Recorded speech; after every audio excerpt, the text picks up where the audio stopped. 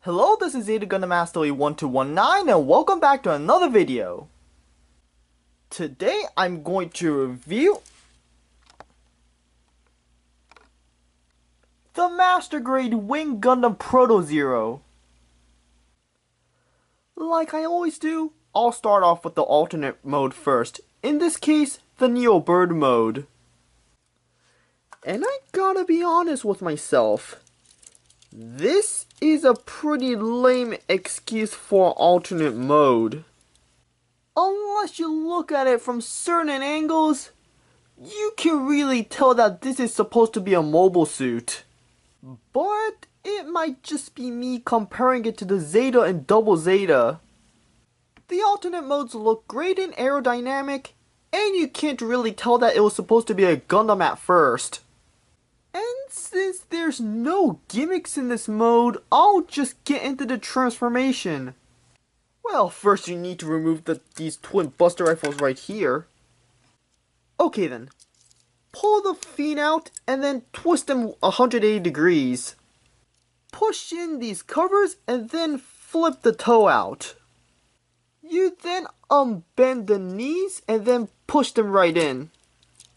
Twist the waist 180 degrees, like so.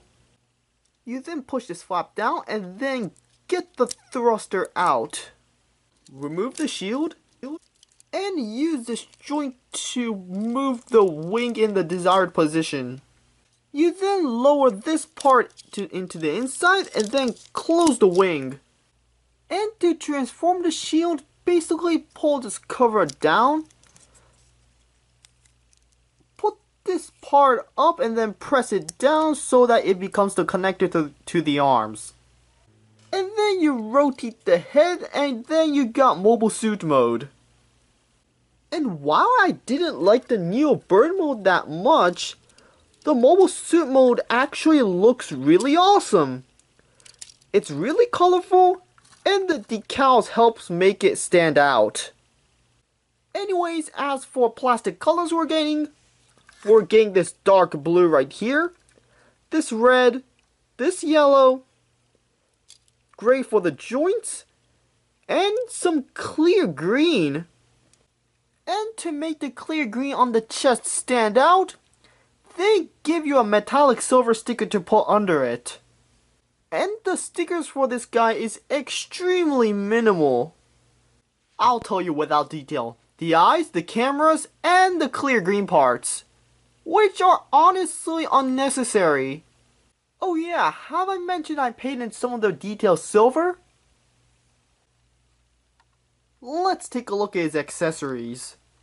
The hands are the swappable type, and in addition to those closed fists, we also get widespread open hands. Technically this comes with 2 weapon holding hands, but the other one went into the void. And trigger finger hands for holding the big guns.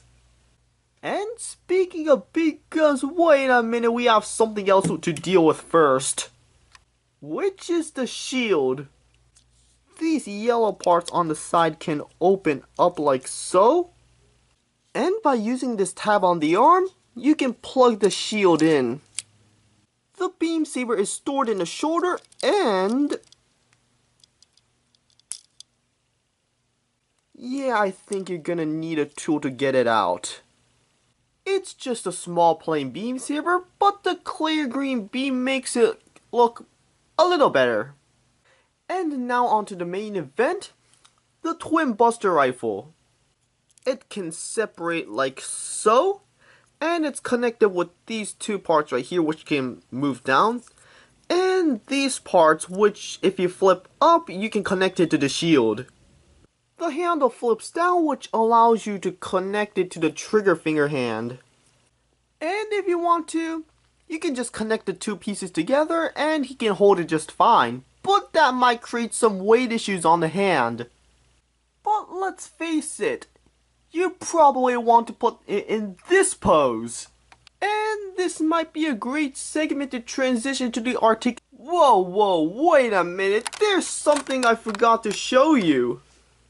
This display stand is included just in case you don't have an action base with you. This connector piece can come right off to replace it with the adapter for the Neo Bird mode, which I do not have right now. And you can angle the stand in two ways, even though I don't think it'll change it that much. The stand connects to the backpack, and it works just fine. Alright, let's get into articulation now. Ball joint at the hand, which allows you to look up this far and down this far. Wings can move up and down and can move down on this joint. These wings can flip open, and there's two joints at this part of the wing that allows it to open up like I previously demonstrated. Rotation at the arm. The shoulder pads are super floppy, and these parts on the shoulders can open up to reveal the beam saber, along with this part. And this allows the arm to move up this far. Some forward movement, bicep swivel, double jointed elbows, which this part is kinda tight. The wrist is of course on a ball joint alongside the thumb. There's a ball joint at the chest and there's a ball joint at the waist. The front skirts are on a ball joint.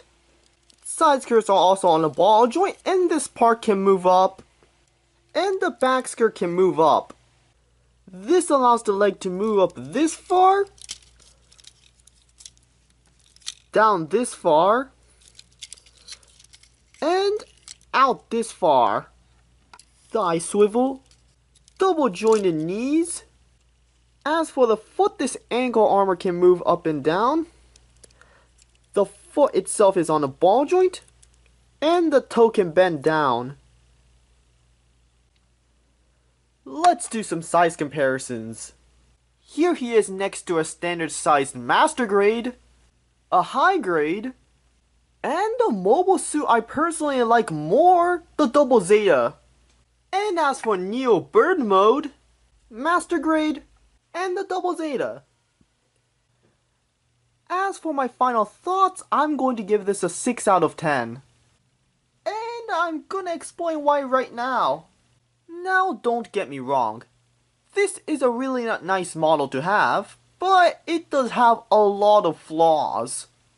And that's mostly because of some of the loose joints on this. The shoulder pads, the arms, the legs, some other things, they like to fall apart, and the only reason they were fixed is because of painting. It couldn't even hold its twin buster rifle with one hand unless I tightened the joints. But still, it's a great display piece, and it's also a very beginner-friendly model.